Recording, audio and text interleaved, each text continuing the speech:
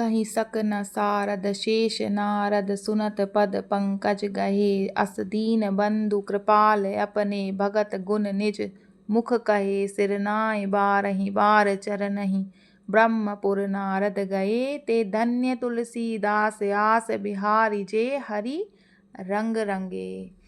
तुलसीदास जी स्वयं कह रहे हैं कि वो धन्य हैं, वे पुरुष जो हैं वो धन्य हैं जो सब आशा छोड़कर केवल श्री हरि के रंग में रंग गए हैं।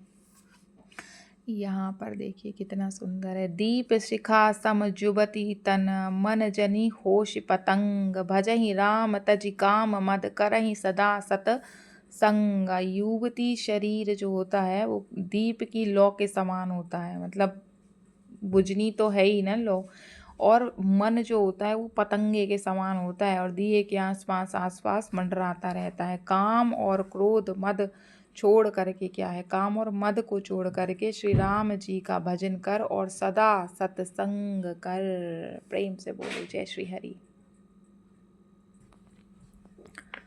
तुलसी बाबा यहाँ पे कह रहे हैं उमा उमा कहूँ मैं अनुभव अपना सत हरि भजन जगत सब सपना।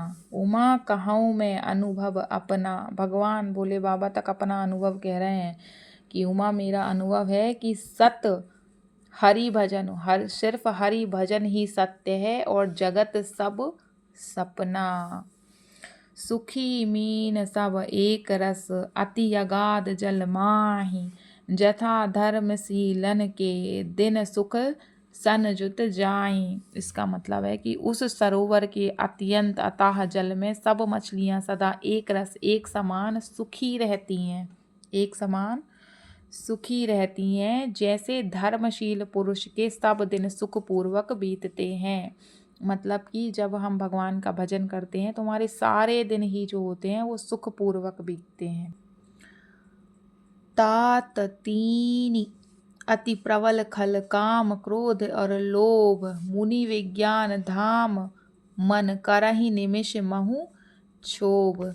हे प्रभु के मतलब भगवान बता रहे हैं कि हे तात, तात का मतलब होता है बेटा या पुत्र जो होते हैं उनको बोला जाता है कि क्या है, काम क्रोध और लोभ, ये तीन जो हैं अत्यंत प्रबल दुष्ट हैं। ये विज्ञान के धाम मुनियों के भी मनों को पल भर में शुद्ध कर देते हैं। मतलब इनको मनुष्य के मन को तोड़ने में इन तीनों चीज़ों को एक पल भी नहीं लगता, एक क्षण भी नहीं लगता। तो हमें काम क्रोध और लोभ को छोड़ देना चाहिए, लेकिन छोड़ने से पहले हमें अपने मन पे ये ध्यान देना पड़ता है। हमें अपने हमेशा मन के ऊपर अपनी पकड़ बनानी है कि ये तीनों जहाँ सामने आते हैं तो उस समय मन हमारे कंट्रोल में होना चाहिए। ऐसा लोभ के इच्छा दंभ बल काम के केवल नारी क्रोध के परुष वचन बल मुनिवर कहाही बिचारी।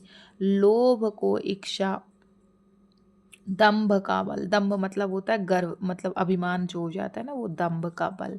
काम को केवल स्त्री का बल और क्रोध को कठोर वचनों का बल। श्रेष्ठ मुनि विचार करके ऐसा कहते हैं। इसका जो अर्थ है ना वो बहुत सुंदर है। मतलब लोभ कैसे आता है, जब मतलब इच्छा होती है किसी चीज़ की, इच्छा से हम लोभ के पास पहुंचते हैं।